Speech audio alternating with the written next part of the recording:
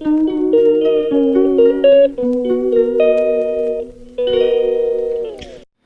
Guys, কেমন আছো তোমরা সকলে? আশা করছি সকলে খুব ভালো আছো। আমিও খুব ভালো আছি তোমাদের সকলের আশীর্বাদ এবং ভালোবাসায়। তো আজ আরেকটা রেসিপি ভিডিও নিয়ে তোমাদের সামনে হাজির হয়ে গেলাম। তোমরা দেখতে থাকো আমি কি রেসিপি ভিডিও নিয়ে চলে এসেছি। আজ করব আমি বাঁধাকপি দিয়ে মাছের মাথা ঘন্ট রেসিপি। তো এখানে দেখো আমি সব কিছু রেডি করে নিয়েছি, যা যা লাগবে: পেঁয়াজ, রসুন, কাঁচা লঙ্কা, বাঁধাকপি, আলু আর মাছের মাথা। তো এখানে সব কিছু রেডি করে নিয়েছি। আর ওইদিকে মাছের মাথাগুলো ধুয়ে টুয়ে রেডি করে রেখেছি। এবার আমি কিন্তু কড়াইটা বসিয়ে দিয়েছি। কড়াইটা গরম হয়ে গেছে। এবার তেল দিয়ে দিয়েছি। এবার নুন হলুদ দিয়ে মেখে রেখেছিলাম মাছের মাথা, ওইগুলো কিন্তু এবার ফ্রাই করে নিতে হবে। তো মাছের মাথাগুলো দেখো আমি দিয়ে দিয়েছি, যেহেতু তেল গরম হয়ে গেছে দিয়ে দিয়েছি। ফ্রাই করে তোমাদের সাথে দেখা হচ্ছে, যেহেতু মাছের মাথাগুলো ফাটে খুব বেশি, ওই জন্য। তো মাছের মাথা রেডি করে দিয়েছি আর ফ্রাই করে নিয়েছি। আর ওইদিকে দেখো আমি কিন্তু বাঁধাকপিটা একটু হাফ বয়েল করার জন্য একটা গামলায় বসিয়ে দিয়েছি। হাফ বয়েল করলে ভালো হয়, আর প্রেশার কুকারে করি সবসময়। আজকে যেহেতু প্রেশার কুকারে আমি ভাত করে নিয়েছি ওই জন্য। আর এদিকে রসুন যেগুলো নিয়েছিলাম সেগুলো আমি থেঁতো করে নিয়েছি। কুচো করে দিলে তেমনটা স্মেল আসে না, ওই জন্য থেঁতো করে নিয়েছি। রেসিপিটা করেছিলাম আগের সপ্তাহে, খুবই টেস্টি হয়েছিল খেতে। যেহেতু আমি রান্নাগুলো একটু সময় নিয়ে করি ওই জন্য টেস্টি হয়। অনেক সময় নুন কম হয়ে যায়, কিন্তু টেস্টি হয় আমার হাতের রান্না। আগে একদমই টেস্টি হতো না, এখন হাজব্যান্ডের কাছ থেকে শেখা আর তোমাদের মতো দিদি দিদি দিদি তারপর বনুদের কাছ থেকে, সরি একটু কীরকম হয়ে গেল। তো তোমাদের সকলের কাছ থেকে শেখা, ওই জন্য কিন্তু মোটামুটি টেস্টি হচ্ছে। তোমরা কি প্রসেসে করো সেগুলো দেখে দেখে আমি নিজেও চেষ্টা করি, ওই জন্য মোটামুটি টেস্টি হয়। তো দেখো এখানে কিন্তু আমার বাঁধাকপিগুলো হাফ বয়েল হয়ে মানে যায়নি, এখনও হচ্ছে।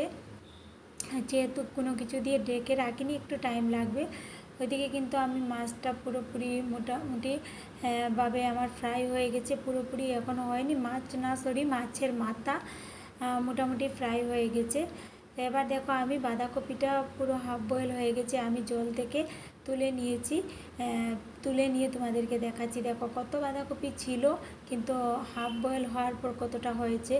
এদিকে আমি আলুগুলো আলাদাভাবে ভাজা করে নিয়েছি আর মাছের মাথাগুলোও কিন্তু ভাজা করে নিয়েছি।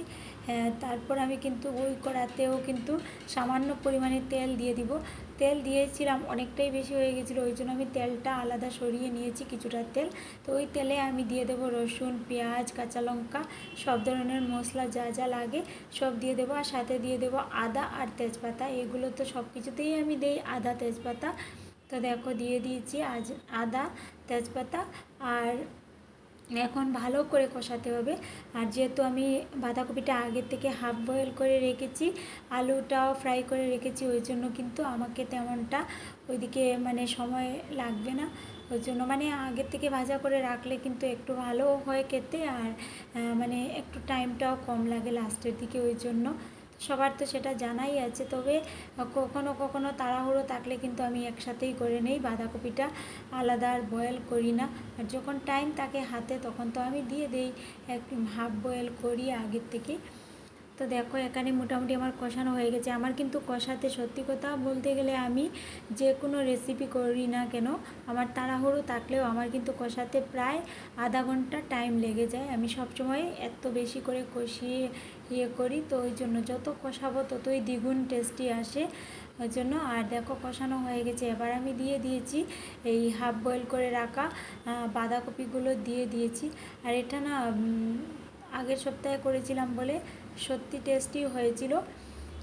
এমন হয়েছে রাত্রিবেলা মানে অল্প ছিল, তারপর আমরা সবাই ভাগ করে খেয়ে নিয়েছি এরকম, মানে দুপুরবেলায় অনেকটা খেয়ে নিয়েছিলাম, টেস্টি হয়েছিল বলে। আর আমি তো বাঁধাকপি খাই না এভাবে, কিন্তু তোমরা খেয়ে দেখবে দারুণ টেস্টি লাগে খেতে। আমি বাঁধাকপি খাই না তেমনভাবে, কিন্তু এরকম মাছের মাথা দিয়ে করলে আমার সত্যি খুবই ভালো লাগে।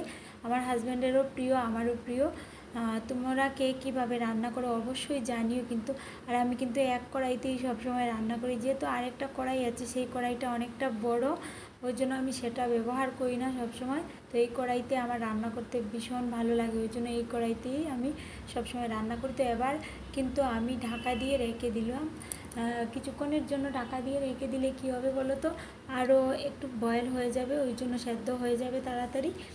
তো ওই জন্য ঢাকাটা তুলে নিলাম, তুলে নিয়ে দেখলাম মোটামুটি হয়ে গেছে। আর এখানে কিন্তু আমি কোনো জল ব্যবহার করব না, বাঁধাকপি যেহেতু জল ব্যবহার করতেই হবে না। তো এবার দেখো আমি ভেজে রাখা আলুগুলোও দিয়ে দিয়েছি।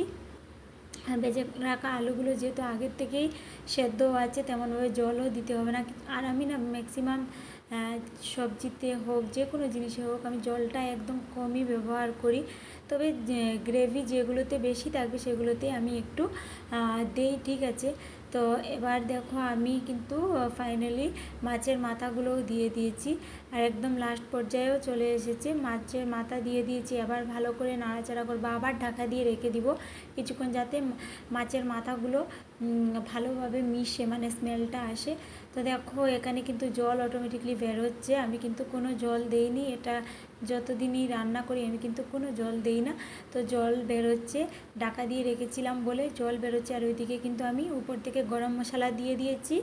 আর এবার কিন্তু একদম নামিয়ে নেওয়ার পালা, একদম মানে লাস্ট পর্যায়ে চলে এসেছে। তো কিন্তু দেখো জলটা শুকোতে হবে, টান টান করে রাখবো। ফাইনালি নামিয়েও নিয়েছি, দেখো কত সুন্দর কালার এসেছে, দেখতেও কিন্তু ভালো লাগছে আর খেতেও টেস্টি হয়েছিল। তো তোমাদের কাছে আমার এই রেসিপি ভিডিওটা কেমন লাগলো অবশ্যই জানিও। আজকের মতো এখানেই টাটা, সবাইকে ভালো থেকো, সুস্থ থেকো, আবার দেখা হবে নেক্সট কোনো ব্লগ ভিডিওতে।